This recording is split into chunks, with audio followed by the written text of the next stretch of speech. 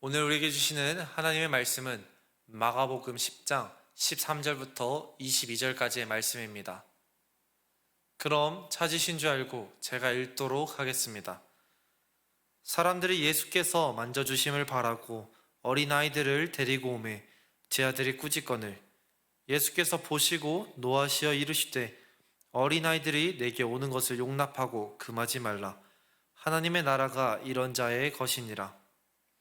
내가 진실로 너에게 이르노니 누구든지 하나님의 나라를 어린아이와 같이 받아들이지 않는 자는 결단코 그곳에 들어가지 못하리라 하시고 그 어린아이들을 안고 그들 위에 안수하시고 축복하시니라.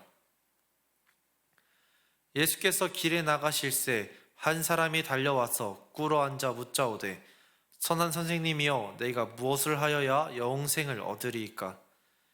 예수께서 이르시되 내가 어찌하여 나를 선하다 일컫느냐? 하나님 한 분 외에는 선한 이가 없느니라. 내가 계명을 안 하니 살인하지 말라, 간음하지 말라, 도둑질하지 말라, 거짓 증언하지 말라, 속여 빼앗지 말라, 내 부모를 공경하라 하였느니라. 그가 여짜오되 선생님이여 이것은 내가 어려서부터 다 지켰나이다. 예수께서 그를 보시고 사랑하사 이르시되 내게 아직도 한 가지 부족한 것이 있으니 가서 내게 있는 것을 다 팔아 가난한 자들에게 주라. 그리하면 하늘에서 보화가 내게 있으리라. 그리고 와서 나를 따르라 하시니 그 사람은 재물이 많은 고로 이 말씀으로 인하여 슬픈 기색을 띠고 근심하며 가니라. 아멘. 저는 오늘의 말씀을 묵상하며 구원의 언어라는 짧은 문장을 떠올려 보았습니다. 여러분은 누군가를 사랑할 때 어떻게 표현하십니까? 게리 체프먼이라는 사람이 쓴 5가지의 사랑의 언어에서는 사람들이 가지고 있는 사랑의 표현의 방식을 가지고 5가지의 큰 범주로 나누어 설명해 주고 있습니다. 이 큰 범주에는 인정하는 말, 함께하는 시간, 선물, 스킨십, 봉사가 포함되어 있으며 사람들은 각자가 지니고 있는 사랑의 언어를 가지고 자신의 사랑을 표현하고 있다고 이야기합니다. 여러분도 이후에 시간이 괜찮으실 때 주변 사람들과 함께 이것을 나누어 보시기 바랍니다. 이 책의 내용을 통해 알아본 저의 사랑의 언어는 첫 번째가 함께하는 시간, 두 번째가 선물이었습니다. 저는 제가 좋아하는 사람이 생기면 그 사람과 어떻게 하면 함께하는 시간을 가질까? 어떻게 하면 더 많은 시간을 같이 누릴 수 있을까 고민합니다. 또한 두 번째가 선물인 만큼 그 사람에게 어떤 선물을 하면 좋을까? 그 사람에게 어떻게 하면 나의 선물이 더 의미 있을 수 있을까라는 고민을 합니다. 이러한 사랑의 언어는 저의 애인에게만 표현되는 것이 아니라 그 외에도 다양한 여러 관계에서도 똑같이 이 언어를 사용하고 있음을 발견할 수 있습니다. 저는 처음에 사랑의 언어가 5가지의 범주로 나뉘어져 있다고 말씀드렸습니다. 그렇기 때문에 우리는 서로 다른 언어를 지니며 살아가게 됩니다. 저에게는 사랑이 함께하는 시간과 선물로서 나타나지만 다른 누군가에게는 인정하는 말과 봉사로 나타날 수 있습니다. 다른 누군가에게는 선물과 스킨십으로 이것이 나타날 수 있습니다. 왜냐하면 우리는 각자 다른 배경을 통해 성장해 왔으며 다른 문화권 속에 있기 때문입니다. 우리는 각자 생각하는 것도 다 다르기 때문에 이것이 다를 수밖에 없습니다. 그러다 보니 서로의 언어가 다르면 표현도 달라질 수밖에 없습니다.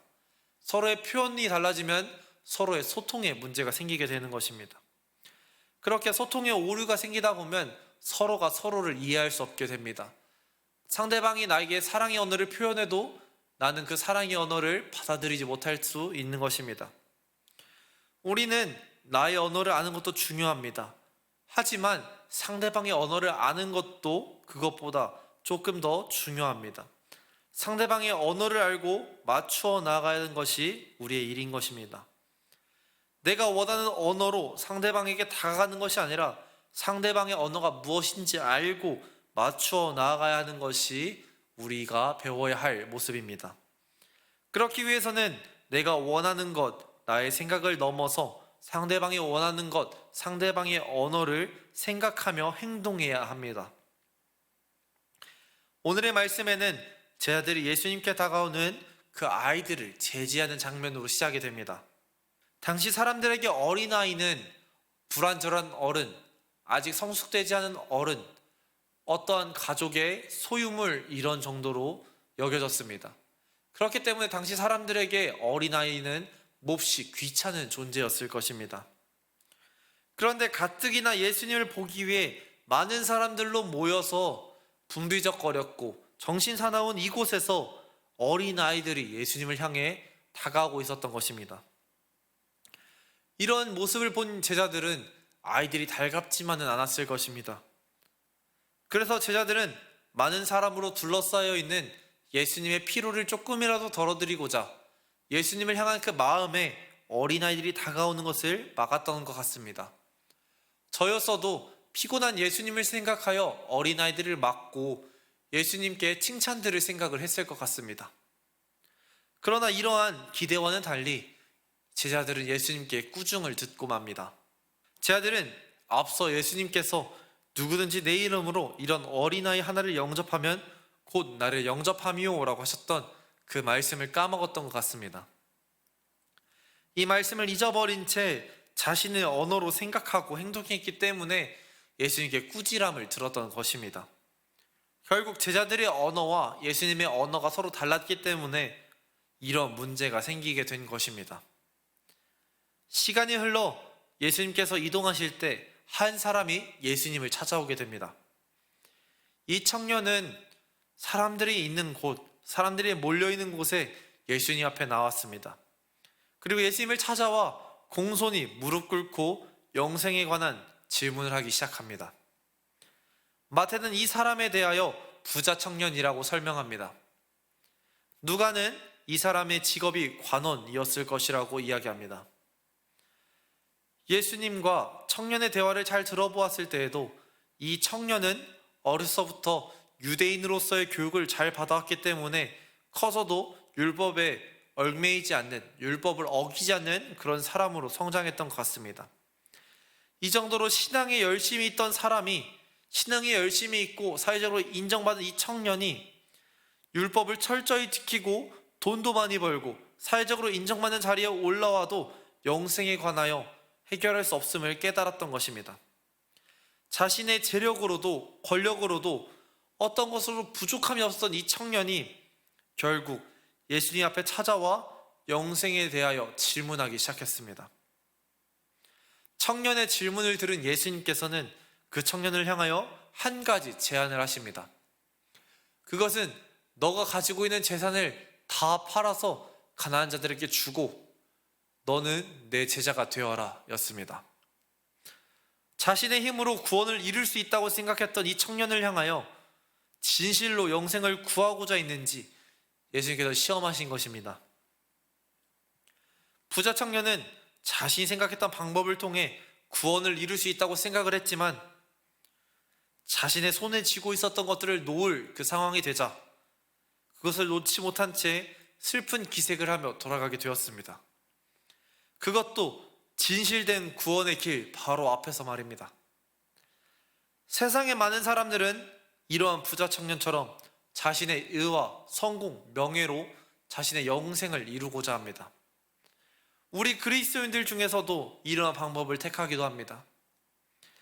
우리 그리스도인들이 오직 믿음으로 구원을 받았음을 알고 있으면서도 말씀 묵상, 찬양, 기도, 예배로 구원을 좀 더 강화시키고 구원을 받을 수 있다고 착각할 때가 있습니다. 하지만 우리에게 분명한 것은 구원의 언어는, 하나님께서 우리에게 요청하신 구원의 언어는 예수 그리스도 하나밖에 없습니다. 우리의 힘으로 노력하는 어떠한 묵상, 찬양, 기도, 예배가 구원의 본질이 될 수는 없습니다. 예수 그리스도를 향한 이 믿음이 구원의 본질이 되어야 합니다. 우리가 오직 믿음으로 구원을 선물로 받은 것은 맞습니다. 그러나 믿음이 구원을 만들어낸 것은 아닙니다. 우리의 어떤 행위로, 믿음의 행위로 더 구원을 크게 할 수 없습니다. 우리의 믿음은 단지 구원의 통로가 되었을 뿐입니다.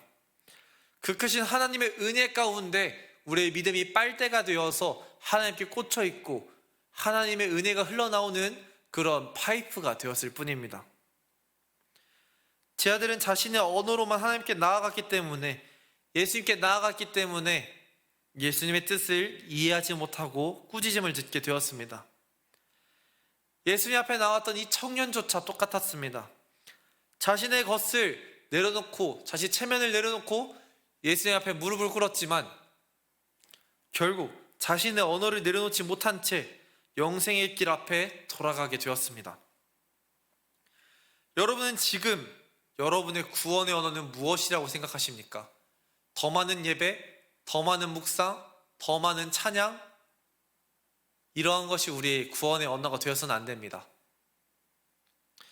우리의 어떤 행위도 구원을 이룰 수 없는 것입니다. 우리가 말씀 생활, 기도 생활, 찬양, 예배 많이 하면 좋습니다. 열심히 하면 더 좋습니다. 하지만 이것으로 우리의 구원과 믿음을 판단할 수는 없습니다. 이것이 열심히 한다고 해서 우리가 구원을 받았다는 증거는 아닙니다. 예수님의 그 마음을 알고 예수님과 동행하는 삶을 살아가는 것이 중요하지, 우리가 말씀을 많이 읽고 기도를 많이 하고 찬양을 많이 하고 예배를 많이 드리는 것이 중요한 것이 아닙니다. 오직 믿음으로 구원을 선물 받았음을 기억하며 그 기쁨으로 우리는 하나님을 예배하는 것입니다.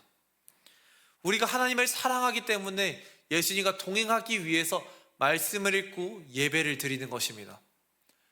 하지만 우리는 말씀과 예배, 기도를 많이 드리면 하나님과 동행하고 있다라고 반대로 생각하곤 합니다. 이런 생각을 하면 안 됩니다. 우리는 하나님의 은혜에 감격하여 감사로 우리는 나아가는 것입니다. 우리가 그런 기쁨으로 예배자의 삶을 살아가는 모두가 되기를 예수님의 이름으로 기도드리도록 하겠습니다.